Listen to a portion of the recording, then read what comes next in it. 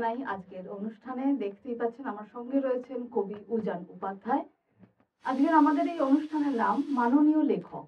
গতকাল আপনারা দেখেছেন প্রথম পর্ব, আজ পর্ব 2। আমাদের এই অনুষ্ঠানে আমরা কি করছি সেটা সংক্ষেপে বলে দিই। আমরা লেখকদেরকে আমন্ত্রণ জানাচ্ছি, অবশ্যই কাদেরকে, তার মধ্যে একটা বিশেষ ব্যাপার রয়েছে, যাদের বই আমরা এই বছর কলকাতা বইমেলায় প্রকাশ করতে চলেছি, তাদেরকে আমন্ত্রণ জানাচ্ছি। বলতে গেলে জোর করে একসাথে টেনে আনছি। তুমি কত দূর থেকে এসেছো। আমি খুব সুন্দর মুখ করে বলছি যে আমন্ত্রণ জানাচ্ছি। সত্যি অনেক দূর থেকে সকালবেলা চলে এসেছে নিজের কাজ সরিয়ে রেখে। তো ধন্যবাদ ও কৃতজ্ঞতা সত্যিই জানাচ্ছি, কারণ অনলাইনে করা যেত, লাইভ তুমি করতে পারতে, কিন্তু আমার সঙ্গে কাজ করতে হলে ঝামেলা থাকবেই। সেটা একটা বাধ্যবাধকতা ছিল সেই সময়ে, যখন আমরা এইভাবে হয়তো একসাথে কাজগুলো করতে পারি। কিন্তু এখন যখন সুযোগ আছে, এটা তো রিপ্লেসমেন্ট তখন আবদার করা যায়, এবং তোমরা সেই প্রশ্রয় দিচ্ছ, তাই আমি সুযোগও পাচ্ছি। আর আমাদের এই অনুষ্ঠান শুরু হচ্ছে এবং মোটামুটি আধ ঘন্টা আমরা কথা বলবো, তার বেশি আটকাবো না, না আপনাদেরকে না আমাদেরকে। এবং যে সকল দর্শক বন্ধুরা আমাদের সঙ্গে রয়েছেন তাদের সকলকে ধন্যবাদ ও কৃতজ্ঞতা শুরুতেই জানিয়ে দিই। এবং আপনাদের কিছু বলার থাকলে, কিছু বক্তব্য থাকলে অবশ্যই আমাদেরকে কমেন্ট করে জানাবেন। আমরা শুরু করছি আজকের অনুষ্ঠান। রয়েছেন সঙ্গে কবি উজান উপাধ্যায়। প্রথমেই আমরা জানি যে তুমি এর আগেও শব্দর আমন্ত্রণে এসেছিলে আমাদের একটি অনুষ্ঠানে, সেটা ইন পার্সন অন্য একটি জায়গায় হয়েছিল। তোমাকে আমরা কবিতা পাঠের আমন্ত্রণ জানিয়েছিলাম। তো আজকে কবিতা পাঠের জন্য নয়, তোমার কাছ থেকে শুনবো তোমার কবিতা লেখার শুরুর গল্পের কথাটা, যদি আমাদের সংক্ষেপে বলো, কবে, কিভাবে? হ্যাঁ, এটা মানে একটা বাক্যে বলাটা একটু মুশকিল। এমনি সাহিত্যের যে প্রতি একটা অনুরাগ, সেটা ছোটবেলা থেকে, ছাত্রদশা থেকেই তৈরি হয়েছিল। বিশেষ করে যখন স্কুল লেভেলে পড়াশোনা করি, তখন সেখানে মাস্টারমশাইদের অনেকের মধ্যে এই বিষয়টা লক্ষ্য করে ভালো লেগেছিল যে তাদের একটা আলাদা অনুরাগ সাহিত্যের প্রতি, বা আমাদেরকেও তারা মোটিভেট করছেন, ভালো বই পড়, ভালো গল্প পড়, ইত্যাদি ইত্যাদি। এটা করতে করতে না, ওই ছোটবেলায় এরকম 5-6-এ মাস্টারমশাইরা তো বলছেন যে একটা গল্প লিখে নিয়ে আসবি, এরকম ক্লাস থাকতো আমাদের, গল্প লেখা ক্লাস, কবিতা লেখা ক্লাস। ওইখানে একটু বিশেষ করে আমার বাংলার মাস্টারমশাইদের বা ইংরেজি মাস্টারমশাইদের প্রভাবে একটু একটু শুরুটা হলো। তারপরে আস্তে আস্তে দেখা যাচ্ছে যে আমার ওই একই বিজ্ঞানের পড়াশোনাটা নিয়েই বড় হওয়া, কিন্তু ওই ব্যাপারটা প্যারালালি আমার থেকে যাচ্ছে, বাড়ি থেকেও কিছুটা ইন্সপিরেশন রয়েছে, বা পারিবারিক দিক থেকেও। তো এগুলো চলতে চলতে চলতে চলতে একটা সময় গিয়ে আমি যে কবিতা লেখাটাই খুব গুরুত্ব দিয়ে প্রথম থেকে করলাম তা কিন্তু নয়, বরং ওই স্কুলে মাস্টারমশাইদের অনুপ্রেরণায় নাটক করা, এবং এই নাটকটাই না বেশি করে আমাকে তখন একটুখানি ইন্সপায়ার করলো। এবং আমি পড়াশোনার সাথে সাথে মাস্টার ডিগ্রি কমপ্লিট করে চাকরি পাওয়া, এর পাশাপাশি কিন্তু একটা থিয়েটার গ্রুপে জয়েন করে যাওয়া, এগুলো চললো। এবং নাটক লিখতে শুরু করলাম, আমার লেখা নাটক অনেক দল মঞ্চস্থ করতে শুরু করলো, এরকম ব্যাপারগুলো হচ্ছিল। তারপর আমি নিজে ছাত্রছাত্রীদের দিয়ে নাটক করাচ্ছি, নিজের লেখা নাটক। এটা চলতে চলতে পাশাপাশি কবিতা যে লিখছি না তা নয়, যেমন কলেজে লিখেছি, আমার প্রেসিডেন্সি কলেজ ছিল, সেখানে আমরা বন্ধুরা মিলে ম্যাগাজিন করেছি, ইউনিভার্সিটিতে করেছি। সেই সময় বইমেলাগুলো যেতাম। এটা আমি মোটামুটি ওই ধর 98, 95, 6 আমার কলেজ লাইফ, 93-4 থেকে এরকম শুরু হচ্ছে। সেই সময় বইমেলা যাওয়া, বইমেলাতে ওই যখন লিটল ম্যাগাজিন গুলোতে গিয়ে বিভিন্ন কবিদের উপস্থিতি, খুব যাদের খুব ভালোভাবে আমরা চিনি বা খুব বিখ্যাত আর কি, এক কথায় সেসব মানুষরা যেমন রয়েছেন, সেসব কবিরা যেমন রয়েছেন, পাশাপাশি আবার দেখছি যে দামাল কিছু তরুণ তারা কবিতা নিয়ে কাজ করছেন। এগুলো না ভীষণ কেমন একটা পাগল পাগল করতো আমাকে, এবং আমি না ছুটে বেড়াতাম আর কি। এমন হয়েছে আমার যে এলাকা বারাসাত, বা সেখান থেকে আমার এক কাকু, তারা লিটল ম্যাগ করেন, তাদের সঙ্গে পরপর 4-5 দিন চলে এলাম তাদের গাড়িতে করে। মানে দিশাহীন একটা ব্যাপার, কেন যাচ্ছে কিছু জানি না।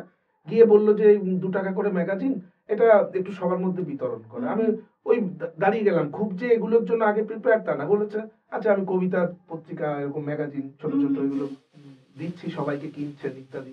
এরকম একটা ব্যাপার চলতে চলতে একটা জড়িয়ে পড়া। হঠাৎ 2005টা এরকম একটা ঘটলো যে ছাত্রছাত্রী আর কিছু অভিভাবক নিয়ে বইমেলা গেলাম, সেখানে একটা ওই মমার্ত মঞ্চে একটা হচ্ছে, একটা হঠাৎ করে ছড়া প্রতিযোগিতা, তাৎক্ষণিক যারা এখানে এসেছেন তাদের জন্য একটা, ওদের একটা অভিনব প্ল্যান কাজ করেছিল। তো আমার ওই স্টুডেন্টরা বা ওদের গার্ডিয়ানরা বলছে যে স্যার আপনিও একটু লিখুন না, ওরা একটু জানে যে আমি এগুলো করি। আর একটু তাৎক্ষণিক এই কাজগুলো করার আমার একটা নেশা বা বরাবর। তো ওরা বলে আমি হঠাৎ বসে পড়লাম, তো একটা ছড়া লিখলাম, জমা হলো। তারপরে 2-3 ঘন্টা একটা জাজমেন্ট, এখনো মনে আছে। বেশ খুবই মানে বিখ্যাত মানুষেরা ছড়ার জগতে, যেমন ভবানী প্রসাদ মজুমদার, এনারা ছিলেন জুরির মধ্যে, এমনকি সুনীল গঙ্গোপাধ্যায় ওই মঞ্চে উপস্থিত ছিলেন। তো এ তো তখন আমাদের মধ্যে না একটা কেমন রোমাঞ্চ কাজ করতো আর কি। এই মানুষগুলোর নাম শুনলে, সামনে দেখলে, আরো অজস্র নামের ব্যাপার আছে, প্রথমে এতটা বলছি না। যাই হোক, ওই ওটা একটা হঠাৎ করে ফার্স্ট প্রাইজ হয়ে গেল আমার। তো তাতে একটু ওই পরিচিতিও হলো, ওরা দাঁড়িয়ে ওটা বলতে বললেন, আমি দাঁড়িয়ে আবার ছড়াটা পাঠ করলাম। এইভাবে একটা একটা করে ইন্সপিরেশন হচ্ছে। এবার তা হলেও আমি কিন্তু তখনও সিরিয়াসলি কবিতা লিখি না, মানে যে কবিতা লিখবো, তার বই বেরোবে বা এতটা নয়। বিভিন্ন মাথায় আসে সেগুলো একটু লিখলাম বিভিন্ন আকারে, কখনো কবিতা, গল্প, প্রবন্ধ। এইটা চলতে চলতে 2016 সালে আমার জীবনে একটা টার্নিং এলো। আমার বাবা মারা গেলেন। তো বাবা থাকতে থাকতে আমাকে জীবনের খুব একটা ঝামেলা ঝঞ্ঝাট গুলো সামলাতে হতো না। তো যাই হোক, ওটা হয়ে ওই যে থিয়েটার করি, বিভিন্ন জেলায় ছুটে যাই, আমার ওখানে একটা দলের সঙ্গে আমি যুক্ত ছিলাম, এখনো যোগ আছে, কিন্তু এখন আর দৃষ্টি দত্ত। তো তার নির্দেশক বুদ্ধদেব ভট্টাচার্য। বুদ্ধদেব ভট্টাচার্য আমাদের প্রাক্তন মুখ্যমন্ত্রী নন, মানে ইনি আরেকজন এই জগতেরই। তো যাই হোক, আবার গোবরডাঙ্গা এমন একটা চত্বরে আমি 18 বছর শিক্ষকতা করেছি, যে চত্বরটা না থিয়েটার ভিলেজ নামে অনেক পরিচিত পশ্চিমবঙ্গে। গোবরডাঙ্গা বহু দল কাজ করে। তো এদের সঙ্গে থিয়েটার এইগুলো চলছিল 2010-11 থেকে টানা প্রায় 16তে বাবা মারা যাওয়ায় আমার ওই ছুটে ছুটে বিভিন্ন জেলায় যাওয়া এগুলো আর সম্ভব হচ্ছিল না। মেয়েটা তখন খুব ছোট, মা বয়স হয়েছে, বা মিসেস দিয়ে ফ্যামিলিটা ছোট, কিন্তু সবই মহিলারা আমার বাড়িতে, মানে এইভাবে বাইরে যাওয়াগুলো। তখন আমি একটা ছটফট করছি যে আমার যে ভাবনাগুলো কিভাবে এক্সপ্রেস করি। তখন একটু একটু করে কবিতা লেখা, আর তখনই এই ফেসবুকে যুক্ত হওয়া, সেখানে একটু কবিতাগুলো দেওয়া প্রোফাইলে। এখান থেকে দেখলাম যে একটা কোথাও অনেকে ভালো লাগা কাজ করছে, বা অনেকে বলছেন আপনি লিখুন। আমার নিজের একটা জিনিস মাথায় কাজ করে, ভিড় বাড়াবো না, এটা আমার সবসময়, যে কাজটা অনেকে করছে এবং আমি নেহাতি ওইটাই আরেকটা সংখ্যায় বাড়াচ্ছি, এটা আমার খুব বরাবরই আপত্তির আর কি। যে যদি সেটা কোথাও একটা ডিফারেন্ট স্ট্রোক তৈরি করে, বা মানুষকে কোথাও একটা স্পার্ক তৈরি করে, টাচ করে, বা মনে হয় ভিন্নত্ব কিছু আসছে, তখনই আমি কাজটা নিয়ে এগোতে ভালোবাসি। সেটা খানিকটা আসছিল বিভিন্ন পাঠকের বক্তব্য থেকে, যে একটু অন্যরকম কিছু মনে হচ্ছে তাদের। তো এইখান থেকেই এইবার সিরিয়াসলি খানিকটা চলে আসা, এইবার কবিতা লেখাটা শুরু। এটা 2017-18 কথা বলছি, যখন আমি প্রায় মেবি 40 পেরিয়ে গেছি। যদি সিরিয়াসলি কবিতা লেখা আসা হয়, তাহলে আমার চার্লসের পর থেকে। এই হচ্ছে। আচ্ছা, এখানে একটা কথা মনে হলো যে বলা হয়ে থাকে যে ফেসবুকের কবি বলে একটা শব্দবন্ধ ব্যবহার করা হয়। তো এটার ভালোও আছে, খারাপও আছে, আমরা সবাই জানি। তো তুমি এটা নিয়ে কি বলবে? এই ফেসবুকের কবি বললে আমরা যেটা বুঝি বা বোঝানো হয়, তো এই বিষয়ে তোমার কি বলা? আমি সমাজ মাধ্যম বা এমনি মাধ্যম, মিডিয়া যেগুলোকে বলা হয়, টিভি, নিউজ পেপার, এই যে বিভিন্ন রকম বলা হয় আর কি, এগুলোর উত্তরে আমার হচ্ছে নীরবতাই উত্তর। মানে আমি এগুলোর উপরে কিছু বলি না, কারণ কবি তো কবি। তিনি যদি কোনো একটা সময় গাছের ছালে লেখা হতো, সুতরাং বলি না কখনো, আজ বলছি যে যেভাবে অন্তত বাংলা সাহিত্য সংস্কৃতিকে দেখেছি, যে মানুষগুলো আমাদেরকে সবসময় ঘিরে থাকেন, আমার মনে হচ্ছে যদি রবীন্দ্রনাথ ঠাকুর আজকের সময়ের হতেন, তাহলে অ্যাটলিস্ট 2 বা 3টে প্রোফাইল থাকতো, হয়তো একটা পেজও থাকতো। কারণ তিনি আধুনিকতম দৃষ্টিভঙ্গির মানুষ ছিলেন।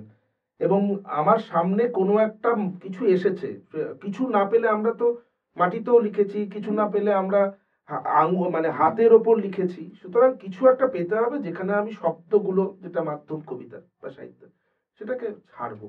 তার জন্য আমার মনে হয় না এগুলোর কোনো এরকম গণ্ডির কোনো বিষয় আছে, থাকতে পারে। সময় তার উত্তর দিয়ে দেবে, একটু একটু দিতে শুরুও করেছে। অবশ্যই, সেটা তো আমরাই খুব ভালো জানি, কারণ এটা একটা অন্য প্রসঙ্গ হলেও এটা বলার দরকার যে তোমার টাইমলাইনে আমরা অন্য কিছু পাই না কবিতা ছাড়া। একদম, মানে পুরো টাইমলাইন ঘাঁটলে শুধু কবিতা আর কবিতা। তো সেখানে কবিতা লেখার আমার মনে হয় একটা যেন বড় মাধ্যম। হ্যাঁ, তুমি জল হ্যাঁ, নাও প্লিজ। জল চলমান কবিতার বই বা চলমান সাহিত্য পত্রিকা বলে মনে হয় আমার এই একদম। মাধ্যমগুলোকে। মানে যদি ব্যবহার করা যায় ঠিকভাবে, যে আমি একদম, এখানে শুধুই একদম। লিখবো এবং আর আমার বেঠিকভাবে তো সবকিছুই ব্যবহৃত একদম হয়েছে। একদম ধরো তাই। প্রিন্টিং এর মাধ্যমে যে বই, হ্যাঁ, তারও তো অনেক রকম ভ্যারাইটি আছে এবং আমরা তার নানা রকম নাম জানি, নানাভাবে বলি এটা অমুক একদম। তলার বই এই সেই। সুতরাং যে কোনো মাধ্যমকেই তো সবাই একভাবে ইউজ হ্যাঁ, করবে না। ভালো ইউজ সব মাধ্যমে আছে, এখানেও আছে, একদম। এবং এখানেও তোমার থাকবে। অনেক বই কিনেও আমরা দেখি যে ভালো হুম, লাগলো না, যতটা শুনেছিলাম নয় হুম, পয়সা নষ্ট একদম এবং একদম, পুরো এটা তো হয়েই তাকে থাকে। ঘিরে আবেগটা নষ্ট। কিন্তু তা বলে তো পড়বো না, মানে আগেই ডিসিশন নিয়ে নয়, নেবো এটা ভালো তবে পড়বো, এরকম তো হয় না। পড়তে পড়তেই তো একদম। সিলেকশনের জায়গাটা আসে আর কি। যারা রয়েছেন আমাদের সঙ্গে তাদেরকে ধন্যবাদ ও কৃতজ্ঞতা জানাই আমাদের সঙ্গে যুক্ত হওয়ার জন্য। আপনারা দেখছেন আমাদের অনুষ্ঠান মাননীয় লেখক। আজ দ্বিতীয় পর্ব আমাদের সঙ্গে রয়েছেন কবি উজান উপাধ্যায়। উজানদার একটি বই আমরা প্রকাশ করার এবার সুযোগ পেয়েছি, সেটা জানিয়েও রাখি, এটা বিজ্ঞাপনের মতো শুনতে লাগলো কিন্তু এটা একটা তথ্য। সেটা হচ্ছে এই বইটি গিলিগিলি ফু, এই বইটি আমরা প্রকাশ করছি কলকাতা বইমেলায় এবছর 2025-এ অবশ্যই। এবং বইমেলার পরেও যারা যোগাযোগ করবেন আমাদের সঙ্গে অ্যামাজনে বইঘর.in এবং আরো নানা জায়গায় এই বইটি পাওয়া যাবে। উজানদা, তোমার সঙ্গে যেটা আরেকটা কথা জানতে চাইবো, তুমি বলছিলে তোমার মায়ের কথা, আমাদের অনুষ্ঠান শুরুর আগে গল্প করছিলাম যখন বলছিলে যে তোমার মা সঙ্গীত চর্চা করতেন। তো বাড়িতেই তোমার ছোটবেলা থেকে একটা আবহ ছিল, তার মানে যেখানে হ্যাঁ তুমি হ্যাঁ, কবিতা বা সাংস্কৃতিক জগৎ, এবং একদম তুমি তো বলছো একদম। থিয়েটারের কথা। একটু কবিতার থেকে অন্য প্রসঙ্গ হলেও আমি শুনতে চাই, তোমার এই থিয়েটারের প্রতি ঝোঁকটা কি করে তৈরি হলো, কিভাবে? এইটা হচ্ছে ওই পরিবার এবং স্কুল, এই দুটো আহ, জায়গা, মানে যেটা বেড়ে ওঠার জন্য আমাদের লাগে, একটা তো অবশ্যই পরিবার, একদম। পারিপার্শ্বিকতা এবং একটা স্কুল, দু জায়গাতেই আমি সাংস্কৃতিক আবহ পেয়েছি। আমার মায়ের মুখে শুনেছি, মাও যখন ছোট ছিলেন আহ, দাদু খুব পছন্দ করতেন না, কিন্তু পাড়ার দাদারা বা দিদিরা সব মিলে মাকে নাটকে নামিয়ে দিয়েছে, মা অভিনয় করেছেন। হ্যাঁ, আমার দাদু খুব ভালো সেতার বাজাতেন, আচ্ছা। তো তিনিও শিক্ষক ছিলেন এবং তিনিও লিখতেন। এবং আমার পরিবারে এই আলোচনাটা হয় মামার বাড়ির দিকটাতে যে দাদুর পরে কলমটা আমি ধরেছি, আর কোনো ভাই বা মামারা কেউ কখনো কলমটা ধরে। তো যাই হোক, ওই 3-4 বছর 5 বছরেই পাড়ার অনুষ্ঠানে বাড়ি থেকে ঠেলে একটা বীরপুরুষ কবিতা বলতে শুরু করা এবং 10 লাইন 12 লাইন পরে থেমে যাওয়া, জিভ কাটা, লজ্জা পাওয়া যায়, শুরু ভুলে যাওয়া, হাত পা কাঁপা। কিন্তু ওই 5-6 বছর থেকে কিন্তু আমি মঞ্চে এবং মাইক্রোফোনের সামনে, এইখান থেকে তারপরে একটু একটু পাড়ার নাটকে অংশ নেওয়া, তারপরে স্কুলের নাটকে অংশ নেওয়া, এইভাবে তুমি তো শ্রুতি নাটকও করেছো শ্রুতি নাটক বললে, করেছি, সেটাও কলেজে করেছি শ্রুতি নাটক, ইন্টার কলেজ কম্পিটিশন প্রেসিডেন্সি থেকে। আমার সঙ্গে যিনি অভিনয় করেছিলেন তিনি এখন আমাদের অভিনয় জগতের একজন স্টারও বটে, তিনি সিরিয়াল করেন, লোপামুদ্রা সিনহা বলে, আমার এক কলেজ ফ্রেন্ড। ও বাংলা ডিপার্টমেন্টে ছিল, আমি ছিলাম ফিজিক্সের। আমাদের এরকম ঘুরে ফিরে নানা রকম দল ছিল। আমরা অনেক ওই যে যেগুলো করে আলেখ্য, আমি লিখেছি কিছু কবিতা গান মিশিয়ে, আমরা বেশ 8-10 জন মিলে করেছি। আমার আমার বেশ কয়েকটা নাম আজকে কলেজের নামগুলো ওরা যদি দেখে থাকে, লোপামুদ্রা আছে, তপময় আছে, জয়িতা চক্রবর্তী ভালো গান করতো, তপময় গো সরকার খুব ভালো গান করতো। এরকম আমাদের 10-12 জনের একটা টিম ছিল। সেখানে বোধিসত্ত্ব ছিল ইতিহাসের, আরো অজস্র ছেলে মেয়েরা। আমরা এই একটু বাংলা সংস্কৃতি নিয়ে, এবং আমি নাটকের জায়গাটা বা কবিতার জায়গাটা আমি খুব লিড করতাম আর কি, ওরা অন্যান্য দিকগুলো। তো যাই হোক, আমরা ওই কলেজেও এরকম চলে গেলাম। ওই যে রফি আহমেদ, ওই ডেন্টাল কলেজ যেটা আর কি, নামটা পুরো মনে পড়ছে না, এই এনআরএস এর উল্টো দিকে যে ডেন্টাল কলেজ, ওরা একটা কম্পিটিশন করেছিল ইন্টার কলেজ, সেখানে আমরা গেলাম এবং সেখানে বেশ নাম করা মানুষ টানুষরাও এসেছিলেন শ্রুতি নাটক করতে, কিন্তু আমরা ফার্স্ট হয়ে গেলাম সেখানে। এবং লোপামুদ্রা খুবই এই বিষয়ে আরো বেশি চর্চা করতো আমার থেকেও, যাক ও তো পরবর্তীতে অভিনয়টাকেই পেশা হিসেবে বেছে নিল। এরকম বিভিন্ন স্তরে কলেজ ইউনিভার্সিটিতেও অনেককে পেয়েছি যারা পরবর্তীতে এখন অভিনয় বা এই জগতে রয়েছে। এবং আজকের দিনে দাঁড়িয়ে আমি নামগুলো বলবো না, তারা বিব্রত হতে পারেন, যেমন এবিপি আনন্দে বেশ কয়েকজন সাংবাদিক যারা একেবারে প্রথম সারির সাংবাদিক, এরা কিন্তু সব আমার কলেজের সিনিয়র বা ব্যাচমেট। একজন খুব বিখ্যাত ইন্টারন্যাশনাল রিলেশনের উপর কাজ করেন, ক্রিকেটের উপরে, সাম্প্রতিককালে একটা বিতর্ক একটা জড়ান আর কি, যাই হোক। তো সেই ভদ্রলোক, তিনিও আমার থার্ড ইয়ার ছিলেন, আমি ফার্স্ট ইয়ার ছিলাম, কলেজে একসাথে আমরা কাজ করেছি। তো এরকম বহু মানুষকে পেয়েছি আর কি, যাদের কাছ থেকে নানানভাবে ইন্সপায়ার্ড হওয়া এইটা থেকে। এবং তারপরে যখন চাকরি পেয়ে যাই, ছাত্রদের নিয়ে নাটক করার নেশা, আমি এটাই এই হ্যাঁ, ছাত্রদের নিয়ে বিভিন্ন জায়গায় ছুটে যাওয়া, ছাত্র নাটক যেটা, স্কুল নাটক যেটা, এই করতে করতে ওই এলাকার ওই বুদ্ধদা বলি আমরা, তিনিও আমাকে ডাকলেন। আগেও টুকটাক টুকটাক যেতাম, কিন্তু এরপরে খানিকটা রেগুলার হয়ে গেলাম। এদিকে চাকরি করছি, স্কুলে নাটক করাচ্ছি, ওদিকে গ্রুপ থিয়েটারও যাচ্ছি, বিভিন্ন জায়গায় শো করছি। ব্যস্ততার কারণে হয়তো খুব বড় রোল টোল গুলো আমি নিতাম না, আমরা যারা অন্য প্রফেশনে জড়িয়ে, কারণ আমাদের নানা রকম প্রবলেম যখন তখন হয়। এই এই থেকে থিয়েটারের প্রতি একটা নেশা। তারপরে চাকরি করতে গেলাম গোবরডাঙ্গা অঞ্চলে, শিক্ষকতা করতে গেলাম। সে তো নাটকে মানে ম করে আর কি। হ্যাঁ, সেখানে 35 থেকে 40টা প্রফেশনাল দল আছে, করে নাটক। এবং এখন আমি যেখানে এইচএম হয়ে এসেছি, সেখানেও নাটকের আবহ। এবং গোবরডাঙ্গার স্বরূপনগর, এই দুটো জায়গা খানিকটা কাছাকাছি, লিঙ্ক আছে এদের বিভিন্ন। এখনো থিয়েটার নাটকটা আমাকে খুব একটা মানে ছেড়ে যায় না। এখন কি করো? কিন্তু আমি সিরিয়াসলি এখন এখন আর থিয়েটারের পারো কোনো না দলে সময় নিয়মিত দিতে। যাওয়া ইত্যাদি কোনো কাজটাই করতে পারি না। এখন আমার যেটা আমি এটাকে পেশা বলি না, মানে শিক্ষকতাটা আমার একটা একেবারেই ভালোবাসার জায়গা আর কি। যদিও পেশা তো অবশ্যই, রুটি রুজি তো এখান থেকে আসে। তো সেইটার এত প্রেশার যে আমি যখন নর্মাল অ্যাসিস্ট্যান্ট টিচার থেকে, সহশিক্ষক থেকে প্রধান শিক্ষকতার এতে আসি, তখন আমার কিছু ওখানকার বলেছিলেন যে এবার তুমি খাতাপত্রগুলো কার নিচে তুলে রাখো। তো আমার একমাত্র ওটা একটা কিছু না বলে উত্তর ছিল ভেতরে ভেতরে, যে ওটা আমি রাখবো না। দেখো, আবারও সেটাই ফিরে এলাম যে ফেসবুকের জন্যই মনে হয় সেটা তুমি চালিয়ে যেতে একদম পারছো। আমি চালিয়ে যেতে পারছি, তাই না? মানে খাতা পেন আলাদা করে নিয়ে বসার যদি চালিয়ে। এবং ওই যে চলতে ফিরতে আমি বাসে ট্রেনেও হ্যাঁ, আমি লিখি। আমি একদম। প্ল্যাটফর্মে বসে আছি, ট্রেনের দেরি হচ্ছে, আমি লিখি। কারণ আমার কোনো নির্দিষ্ট লেখার সময় বলে কিছু নেই, কখনো ছিল না, এখনো নেই, ভবিষ্যতেও বোধহয় ওরকমটা থাকবে না। আচ্ছা, একটা কিছু একটা কথা কাজ করলো। আমি তোমাকে একটু থামাচ্ছি। হ্যাঁ, আমার যেহেতু তোমার কাজটা করতে গিয়ে অনেকবার প্রুফ দেখা হচ্ছে, তো আমার একটা কথা মনে হচ্ছে, তোমার লেখাগুলো পর পর যেহেতু আমরা সাজাচ্ছি, তখন আমি বেশ কিছু কমন জিনিস থ্রেড মতো পাচ্ছি। সেটা আমরা পরে কখন আলোচনা করবো, যেদিন এই বইটা নিয়ে বসবো।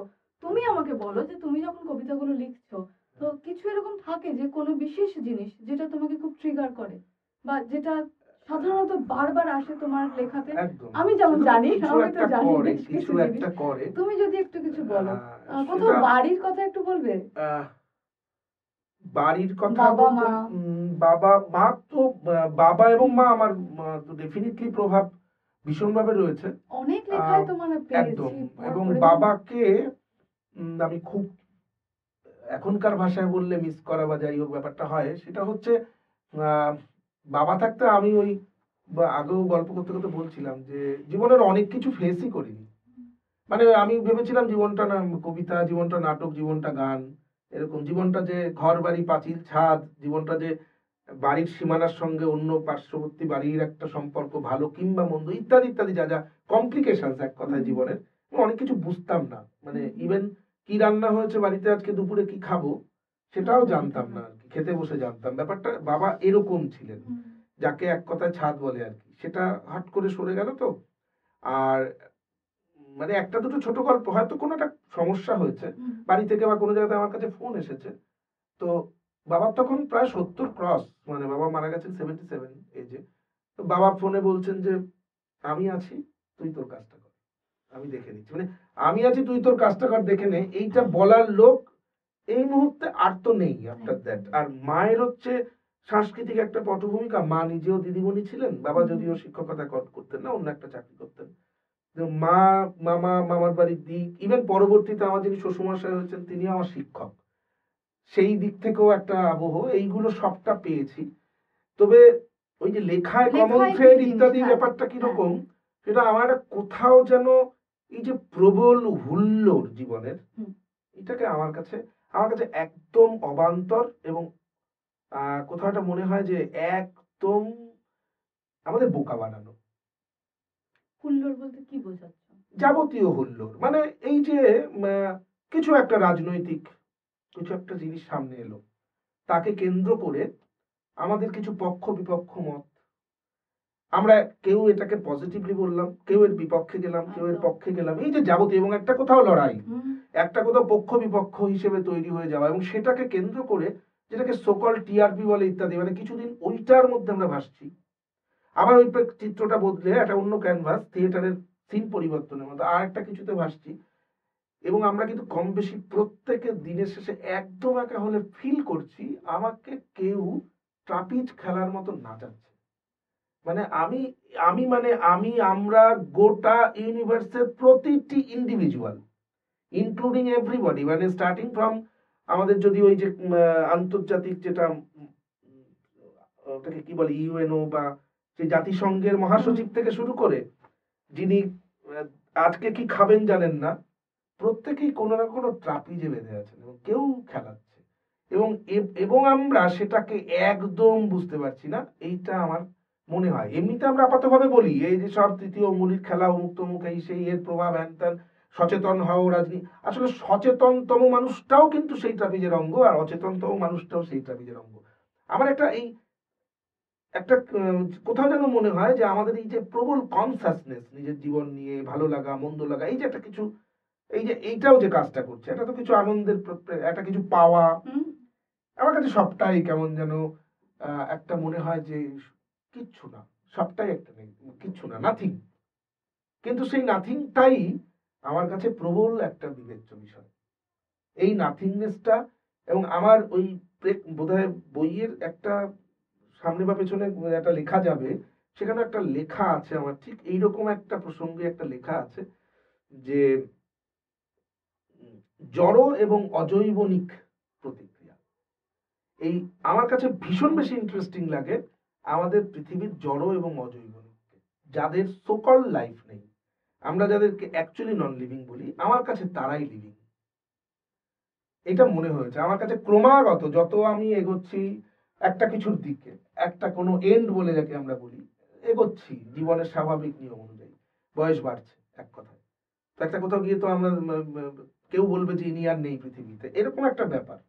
কিন্তু এই যে ইনি আর নেই পৃথিবীতে পরে যদি আমার এরকম হয় যে তারপরে আমিও জড়, আহ সে পুড়িয়ে দিয়ে হোক বা যে কোনো ভাবেই হোক, তো এই বডিটাকে আমরা শেষ করে দিই, তো সেই যে জড়টা না ওই উম, তখন মনে হয় ভীষণ একটা সাংঘাতিক কোথাও কোলাবোরেশন বা সিনক্রোনাইজেশন হবে। কারণ এখন যারা জড়, এই যে এরা প্রত্যেকে প্রবল কথা বলে, আমরা এদেরকে রেসিপ্রোকেট করবার ক্ষমতা রাখি না। ইভেন আমি কিন্তু গাছের কথা বলছি না, আমি জানি, আমি এটা নিয়ে যদি আমি কথা গাছের বলতে কথা যাই বলছি এটা না, অন্য আমি পাখির অনুষ্ঠানে কথা হয়ে যাবে। বলছি আমি না, যদি এখানে একদম। একদম আমার কাছে তুমি ভীষণ সাংঘাতিক ইন্টারেস্টিং একটা এরা, কথা বললে। ভীষণ ইন্টারেস্টিং এরা, কারণ আমাদের ভীষণ মনে হয় এরা কেউ কথা বলছে না, কিন্তু এরা প্রত্যেকে কথা বলে। এবং আমাদের প্রবল এই গিলিগিলি ফু নামটাই আমার এইখানে, আমি এই ফুটা আমার কাছে ইম্পর্টেন্ট, গিলিগিলির থেকে ফুটা খুব ইম্পর্টেন্ট। কারণ আমার মনে হয়েছে এরা আমাদের সব সময় ফু দিচ্ছে, মানে এই যে একটা প্রবল চালাকের মতো আমি একে তুলছি, ব্যাপারটা নয় এরকম, মানে আমি একে কন্ট্রোল করছি, আমার আমার নয়, আমরা এদের, এই একটা ওয়ার্ল্ডের কোথাও খোঁজ আমি একটু চেষ্টা করি আর কি করার। মেবি দারুণ জানি একটা না, দারুণ জানি কথা। না লেখায় সেই থ্রেডটাই পাওয়া যাচ্ছে কিনা বা সেই ব্যাপারটা পাওয়া যাচ্ছে আচ্ছা, কিনা। তোমার আমরা জানতে চাইবো দুটো কথা। প্রথম কথা বলো প্রথম কবিতার বইয়ের কথা। দ্বিতীয় হচ্ছে তোমার প্রেমের কবিতা যেগুলো রয়েছে সেগুলো নিয়েও আমার কিছু প্রশ্ন আছে। আগে আমি জানতে চাইবো তোমার প্রথম কবিতার বই কবে হলো আর সেই অভিজ্ঞতাটা যদি একটু বলো। আমার প্রথম কবিতার বই আহ আশ্চর্য ফেরোমন, হুম হুম ওই যেটা মহুয়া প্রকাশন হুম হুম করেছিলেন, বইটা 2018 বইমেলাতে প্রকাশ পায়, বইমেলার একটু আগে হুম আনুষ্ঠানিকভাবে প্রকাশ পায়, তারপরে বইমেলাতে হুম বইটি মোটামুটি পাঠকের অনেকেই সংগ্রহ করেছিলেন, হুম পড়েছিলেন। কিছু কপি আমার কাছে এখনো আছে, কিন্তু আমার আরো পরবর্তীতে বেশ কিছু বইয়ের কোনো কপি আমার কাছে নেই, হুম কিছু হয়তো পিডিএফ আছে বা অন্য কোনো ভাবে আছে। তো যাই হোক, ওইটা আশ্চর্য ফেরোমনটা আমার প্রথম বই আর কি। আশ্চর্য ফেরোমন নামটা অনেকে খুব হন্ট করেছিল, ফেরোমন নামটা কম বেশি বিজ্ঞান যারা পড়েন জানেন, এটা পতঙ্গ হরমোন একটা, এবং দুটো পতঙ্গকে কোথাও একটা রিলেট করে। তো আমার মনে হয়েছিল কবিতা হচ্ছে সেই ফেরোমন, হুম হুম যে গোটা পৃথিবীর সমস্ত কিছুকে একে অপরের দিকে আকর্ষণ ওকে করায়, মানে যে মিডিয়েটর হিসেবে কাজ করে আর কি, এটা আমার কবিতাকে মনে হয়েছিল। সেই জায়গা থেকে আমি ফেরোমন কেমিক্যালটার সঙ্গে রিলেট করার একটা চেষ্টা করেছিলাম, এটাই শুরু। তারপরে বেশ কিছু বই হয়, রাষ্ট্র কেন আসবে কবিতায়, এটা দীপাঞ্জন কচিপাতা থেকে করেছিল। তারপরে শব্দ সাগর, সৌরভ বিশাই, প্রাণেশ ভট্টাচার্য 9 নম্বর সাহিত্য লেন, ওরা ছোট ছোট কিছু বই করে আর কি। উম, নামগুলো মনে হয় আমি দিয়েওছি, আমাদের বইতে বইতে আছে, হয়তো আমাদের বইতে থাকবে, হ্যাঁ থাকবে হ্যাঁ হ্যাঁ পরপর একদম। থাকবে। নামগুলো যেমন একটা ছিল, একটা এক ফর্মার বই ছিল, ওটা নামটা হঠাৎ আমার খেয়াল আসছে না, বুক র্যাকে এরকম একটা আচ্ছা, একটু খেয়াল করতে হবে, তোমার দেখে না, হ্যাঁ অবশ্যই হট করে আমাদের মাথায় বইতে তো আসছে না। আছে, বুক হ্যাঁ র্যাকে একদমই। নৌকা পিয়ন, আচ্ছা, বুক র্যাকে নৌকা হুম পিয়ন হুম হুম। নামটা মনে পড়েছে। তারপরে মোট আরেকটা কটা ছিল কবিতার বই তুমি আমাকে বলো। শূন্যজার আম, আশ্চর্য মেঘবাড়ি, এরকম একটা বোধহয় একটা বই হুম। করেছিলাম। এই 7-8টা কবিতার বই বেরিয়েছে, তার মধ্যে এটা তাহলে আমাদের গিলিগিলি ফু 9 নম্বর। মোস্ট প্রবাবলি 9 নম্বর। ওটা হিসেবটা ওখানে আমার মোটামুটি উল্লেখ করা আছে, হুম একটু হুম। ভালো করে দেখলে বোঝা যাবে। 8-9 নম্বর বই হবে এটা, এইরকম। আচ্ছা, তো একটা কথা আমার মনে হচ্ছে তোমাকে জিজ্ঞেস করি যে তুমি কি কোথাও মনে করো যে পাঠকদের সঙ্গে খুব সরাসরি একটা যোগসূত্র তৈরি করার প্রয়োজন আছে? কবিতা যারা পড়ছেন সেই পাঠকদের সঙ্গে না, আমি কোনো, মনে করি না, একদম মনে করি মানে না, কবি হিসেবে তুমি সেটা মনে একদম করো না? মনে করি তোমার না। মনে হয় যে তুমি লিখছো, হ্যাঁ। এটা ও যথেষ্ট যোগসূত্র তো কবিতা, কবিতাই, এবং মানে সবার সাথে সবার যোগসূত্র হতেই হবে এই মহাবিশ্বে তা তো এমনটা নয়। দরকার নেই। কিন্তু যদি যোগসূত্র হয়, সেটা যদি কবিতার মাধ্যমে হয় তবেই কিন্তু যোগসূত্র। আর যদি টেলিফোনিক কনভারসেশনে বা মুখোমুখি বসে অনেক গল্পের মাধ্যমে হুম। কবিতার যোগসূত্র বানাতে হয়, আমার অন্তত সেটাই বিশ্বাস নেই। প্রকাশ্য কারণ জীবনে আমাকে জীবনানন্দকে আমি বলো। চিনতাম না, জীবনানন্দকে আমি দেখিনি, কিন্তু একদম। আমি তো জীবনানন্দর প্রেমিক, হ্যাঁ, কবিতার প্রেমিক। তো এরকম তো অনেক অনেক কবি, মানে বিনা মজুমদার রাত্রিবেলা 11টা-12টার পরে সবাই ঘুমিয়ে পড়লে আমি এবং বিনা মজুমদার এমন অনেক রাত কেটেছে, কাটে আমাদের অনেকেরই হয়তো। এরকম আরো অজস্র নাম, অল্প সময় সবটা বলা যাবে না। তাদের কার সঙ্গে আমাদের কি যোগসূত্র ছিল? কবিতাই সব। কবিতাটাই যোগসূত্র। হয়তো একটা লাইন, শক্তি চট্টোপাধ্যায়ের কোনো একটা লাইন, হ্যাঁ, যে ওই একটা লাইন আমার মনে হয় কম বেশি সবাই রিয়াক্ট করেন যে বুকের ভেতর কিছু পাথর থাকা ভালো, ধ্বনি হলে প্রতিধ্বনি শুনতে পাওয়া যায়। ওই একটা লাইন তো আমাকে শক্তি চট্টোপাধ্যায় মানে সব সবকিছুর সঙ্গে জুড়ে দিয়েছে আমাকে, তার পোশাকের সঙ্গে, তার খাবারের সঙ্গে, তার আহ, যে বৈশিষ্ট্যগুলো, মানে কম বেশি কবিতার একটা অদ্ভুত বাউল বা নেশাতুর বাউল বলা যেতে পারে শক্তি চট্টোপাধ্যায়কে। যে সেই মানুষটার সঙ্গে জুড়তে তো আমার তার সাথে কোনো কথা বলতে হয়নি, বরং বইমেলায় গেলে তার দু একটা কবিতা পাঠ ভেসে এসছে, আমি না ওই শব্দটা কোথা থেকে হচ্ছে ছুটে বেরিয়েছি, মানে কোন জায়গায় বাজছে। আমি জানি যে কোনো মেকানিক্যাল ডিভাইস থেকে বাজছে বা ইলেকট্রিক্যাল ডিভাইস, শক্তি চট্টোপাধ্যায় ওখানে নেই, বলছেন না, কিন্তু আমার ওই ইলেকট্রিক্যাল ডিভাইসটাকে শক্তি চট্টোপাধ্যায় মনে হচ্ছে, আমি খুঁজে বেড়াচ্ছি কোথায় এটা। তো এই মাদকতাটাই যোগসূত্র। আগেও বলছিলাম যে আমি বইমেলায় গিয়ে দেখেছি, মানে তরুণ কবি তারা সবাই যে খুব আজকের বাংলা কবিতার জগতে সবাই তাদের চেনেন তা না, আমি নাম বলবো না, দেখেছি নিজের কবিতার বইটা হেঁকে হেঁকে বলছেন, হ্যাঁ, যে নিয়ে যান 20 টাকায় একটি কবিতার বই, এইভাবে হাঁকছেন, মানে যাকে আমরা হকার বলি। আমার কোথাও প্রয়াসটাকে ছোট মনে হয়নি, আমার মনে হচ্ছে তিনি তো তার সৃজনশীলতাটাকে একটু কিছু বেশি মানুষের কাছে পৌঁছে দিচ্ছেন, এবং এই যোগসূত্রটা ঠিক আছে।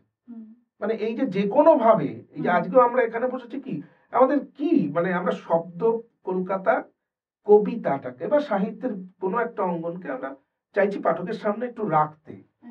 তো এই আমার ওই প্রয়াসগুলো দুর্দান্ত মনে হয়, এর বেশি কোনো যোগসূত্রের খুব একটা প্রয়োজন হয় বলে আমার মনে হয় না।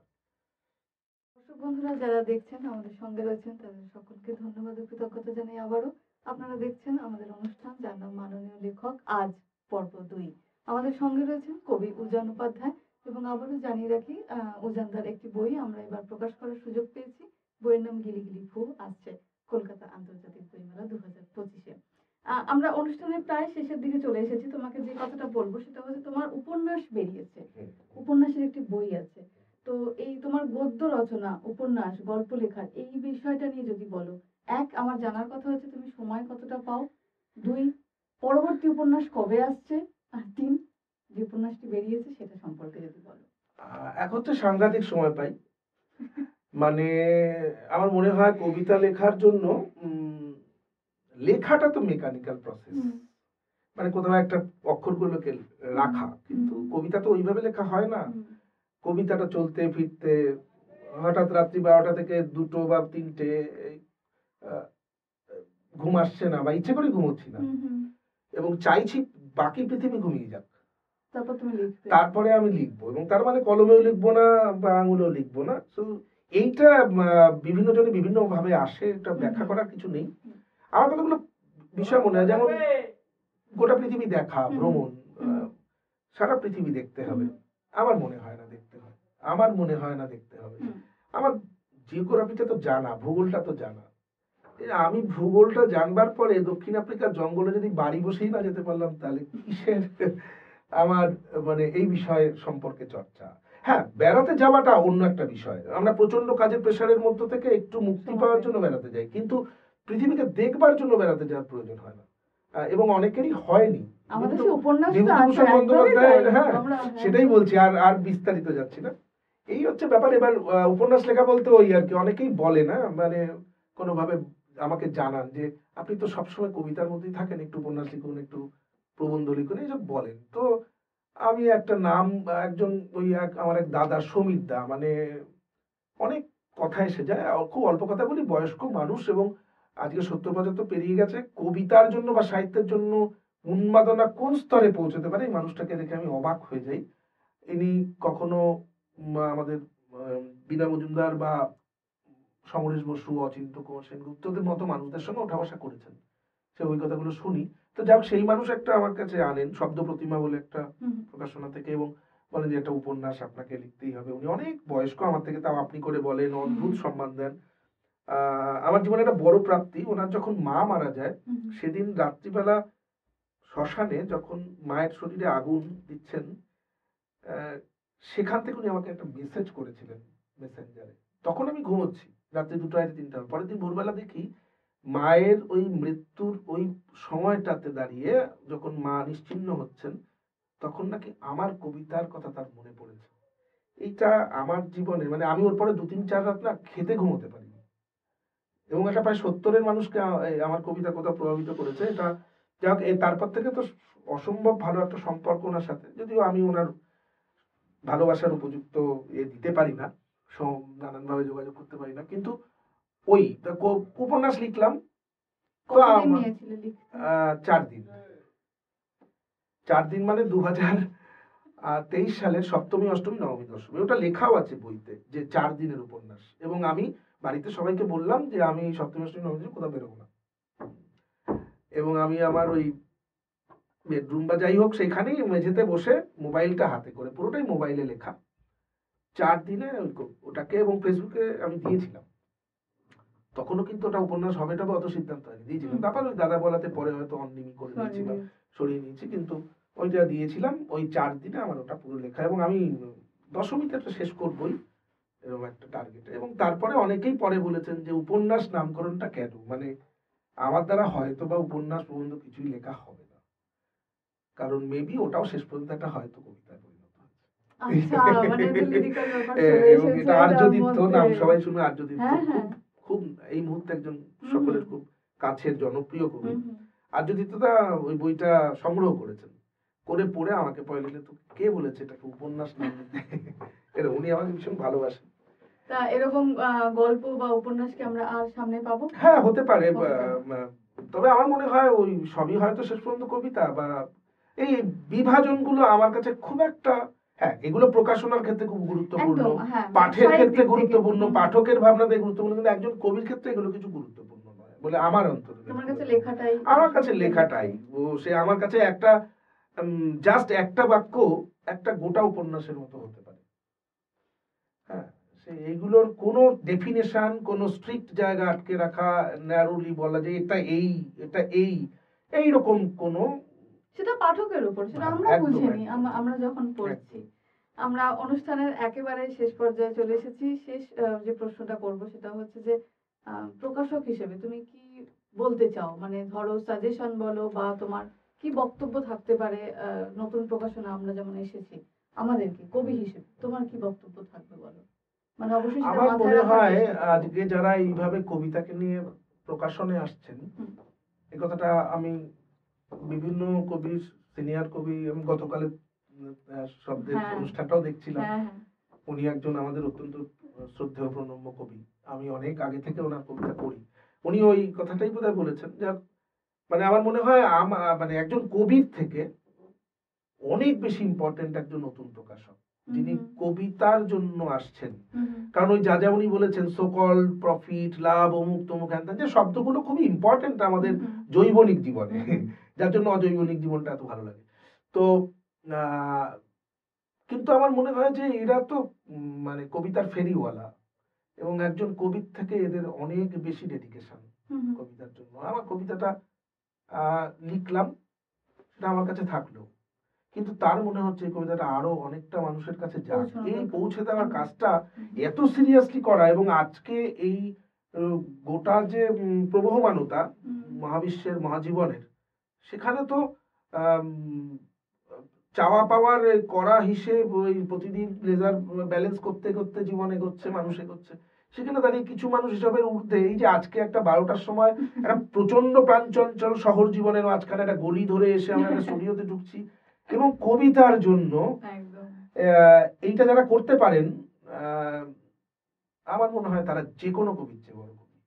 আমার তাদেরকেই কবি মনে হয়। এরা একদম আশীর্বাদ আবেগ বা করো ইত্যাদি। যেন ভালো করে আচ্ছা, করতে পারি। আর আর যেটা বলার সেটা হচ্ছে প্রেমের কবিতা, যে প্রশ্নটা তখন করতে গিয়ে আমি থেমে গেলাম। আমি ভাবলাম পশুটা কোথায় না গেল। না, আমার মনে আছে গিলি গিলি ফুল পড়তে পড়তে আমি বলে দিচ্ছি পরপর কোথায় কোথায় প্রেমের কবিতা আছে, এত প্রুফ দেখছি। তুমি আমায় বলো যে প্রেমের কবিতা নিয়ে তোমার কি বক্তব্য?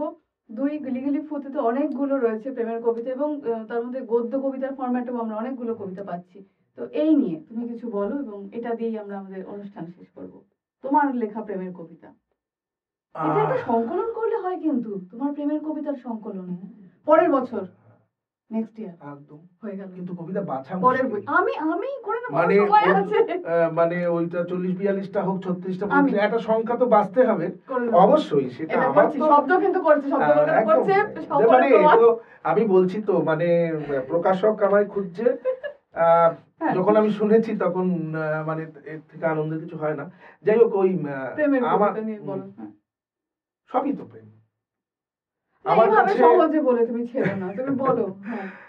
না, আমি মনে করি যে কবি হিসেবে হুম আহ, আমার কবিতার মূল উপজীব্যতাটাই প্রেম, হুম বা মূল ভিত্তিটাই প্রেম, এবং মানবিক মানবী প্রেম যেটা, সেটাও যেমন তীব্রভাবে আমি সেটা বিশ্বাস করি। আমি আমি ভীষণ মনে করি একটা মানুষের আহ, এই বিষয়টা থেকে নিজেকে জোর করে সরিয়ে রাখার যদি কোনো চেষ্টা থাকে, সেটা ভুল চেষ্টা। প্রেম আসবে এবং আসে, এবং সেটা বহু রকম রূপে আসতে পারে। আর আহ, আহ, কি বলবো, সেটা আমার কবিতাই বলবে, এটা নিয়ে খুব বিশ্লেষণে যাওয়া যায় না। তবে আমি ভীষণভাবে ওই ক্ষেত্রটাকে জীবনের একটা খুব গুরুত্বপূর্ণ পার্ট মনে করি, এবং মনে করি এই যে নাথিংনেসের কথা আমি বলছিলাম না, যদি সেই নাথিংনেসটার যে একটা কোথাও ফ্রাস্ট্রেশন, একটা কোথাও হতাশা, একটা কোথাও তো বিষাদ থেকে আমি কথাগুলো বলছি, যে আমার ভালো লাগছে না যা চলছে, সেটা থেকে সরতে বলছি, সেটা থেকে সরাটার মাঝখানে যদি কেউ দাঁড়িয়ে যেতে পারে, যে না তুমি সরো না, এই নাথিংনেসের মধ্যে তুমি একটা এভরিথিং খুঁজে পাবে, তাহলে সেটা কিন্তু প্রেম, একদম 100%। এবং অবশ্যই মানবী প্রেম, সেটা মানবী প্রেম, মানব প্রেম, মানবী প্রেম, অনেক রকম ফরম্যাট হতে পারে। কোনোটাই আমার কোনো বাধা নেই, কোনোটার কোনো নিষিদ্ধতা নেই, সবটাই সম্পূর্ণভাবে গ্রহণযোগ্য। আহ, আর তবে ওই আবারও আমার অজৈবনিক প্রেমটা আমার ভীষণ গুরুত্বপূর্ণ মনে হয়, কারণ আমি আমার ছোটবেলার সাইকেলটাকে বাড়ির মানুষদের বিক্রি করতে দিইনি। আমি অযান্ত্রিক পরে পাগল হয়ে গিয়েছিলাম। আমার এটা শুনে আমার মনে হয় আমার ছোটবেলার বইগুলো, ব্যাগগুলো, আমাদের সবার, মানে মেবি একটা হয়তো কোনোভাবে একটা ফুল চলে এসেছিল, কারো হাত দিয়ে হতে পারে, উড়ে দিয়ে হতে পারে, কোনো একটা বইয়ের ভেতর ছিল, যখন 34-35 বা 40 বছর বাদে ওই পাতার ভাঁজ থেকে ওই ফুলটা বেরিয়ে আসে, এবং সেটা শুকনো, সেটা নষ্ট, সেটাই কিন্তু আমাদের জীবন। ওই সমস্ত নাথিংনেসের মধ্যে হঠাৎ একটা এভরিথিং চলে আসে, একটা হাওয়া উড়ে চলে আসে, এবং ওই তখন রবীন্দ্রনাথের মতো যে এই জীবনের চেয়ে সুন্দর বোধ আর কিছু নেই, মানে বাঁচতেই হবে আর কি। সেটা কোনো জীবন, কোনো মানুষ আমাকে দিতে পারে না। মানে অবশ্যই দেয়, অনেকটা দেয়, এবং মানুষেরাই কেউ কেউ তার মধ্যে খুব যারা প্রেম বা যারা পরিবার, তারা তো সেই হোপটা দেখায়, কিন্তু তারাও যখন আর পারছে না দেখাতে, সেটা কিন্তু ওই অজৈবনিক প্রেম আমার। এরকম সাইকেলটা আছে। সাইকেলটা নেই। আহ, সাইকেল কতদিন এরকম রেখেছিলেন? সাইকেলটা ম্যাক্সিমাম 3 বছর আগে। আমার আহারে। আমি একটু গাড়ি ভালোবাসি। আমি চাকরি বাকরি পেয়ে না আমার স্বপ্ন ছিল আমি গাড়ি কিনবো। আমি ভীষণ গাড়ি চড়তে ভালোবাসি। আমার একটা ভালোবাসার জায়গা এটা। আমি একটা গাড়ি কিনলাম অল্টো। হুম, হুম, যাই হোক ওটা এরকম 2006 কেনা। হুম, তারপরে স্বাভাবিক 14-15 থেকে ওটার এই একটু পুরনো হয়ে গেছে ইত্যাদি হুম, ইত্যাদি নানা রকম ডিস্টার্বেন্স। তখন একটা নতুন গাড়ির কথা পরিবারের সবাই মিলে একটা ভাবনা চিন্তা হলো। ওই যথারীতি এবার যারা আমার বন্ধু বান্ধব বা গাড়িটা যারা চালায় টালায় তারা প্রত্যেকে সাজেস্ট করছে পুরোনো গাড়িটা আবার বেঁচে দাও, পুরোনো গাড়িটা বেঁচে দাও। ওটাও রাখতে আমি প্রবল লড়াই করেছিলাম। 14 থেকে প্রায় বোধহয় 22 পর্যন্ত লড়াই করেছিলাম। তারপরে অনেক কিছুতে মাথা নত করতে হয়। বাড়ির স্পেস, এই যে আমার বাবার সঙ্গে এটা নিয়ে আমার শত্রুতা ছিল, আমার মিসেসের মানে আমার স্ত্রীর সঙ্গে শত্রুতা, পরিবারের সবার সাথে শত্রুতা, পৃথিবীর সবার সাথে শত্রুতা। সেটা হচ্ছে পরিষ্কার পরিচ্ছন্ন জায়গা এবং বাসযোগ্য পৃথিবী করবার জন্য পুরনো সরাতে হবে। জঞ্জাল নাম দিয়ে কিছু জিনিসকে সরিয়ে দিতে হয়। আহ, এই জঞ্জালগুলোই তো আমাদের জীবন, মানে এইগুলোই তো আমাদের প্রেম, এগুলোই তো ভালোবাসা। এগুলোকে সরাতে হয়, বাড়িটা ফাঁকা করতে হয়, নতুন আলমারি এনে নতুন কিছু, সে পুরোনো গুলো বিক্রি করা, কেউ এসে নিয়ে যায়। অনেক কবিতার বই, অনেক বই অনেকে বিক্রি করে দেন প্ল্যাটফর্মে, এখানে ওখানে খুঁজে পাই। আহ, কি স্পর্ধা মানুষের, হ্যাঁ, বইটা দিয়ে দেওয়াটা একটু আত্মহন্তারক মানুষ, মানে যা অসহায়। ধরে রাখার দরকার জড়িয়ে নিজের ভেতরে তাকে মানুষ সরিয়ে দেয় বাসযোগ্য পৃথিবীর খোঁজে। আর পরিষ্কার পরিচ্ছন্ন একটা ঝকঝকে পৃথিবী, ঝকঝকে পৃথিবী কতটা দাঁত বার করে ইলেকট্রিকের আলোর মতো রাক্ষসের মতো আমাদের গিলছে সেটা তো আমরা দেখতে পাচ্ছি। একদম। তো কিছু করার নেই, এটা মেনেও নিতে হবে। যাক, অনেক ধন্যবাদ, দারুণ, খুব ভালো লাগলো। আমরা জানি না আধ ঘন্টা পেরিয়ে গেছে কিনা, সত্যি খেয়াল করিনি, এত কথা হচ্ছিল। আমরা দুঃখিত যদি আমরা বেশি সময় নিয়ে থাকি, কিন্তু আশা করি এই কথাগুলো শোনার এবং বলারও প্রয়োজন ছিল, সেজন্যই আজকের এই ছোট্ট অনুষ্ঠানের আয়োজন। যে সকল দর্শক বন্ধুরা আমাদের সঙ্গে ছিলেন তাদের আবারও ধন্যবাদ জানাই।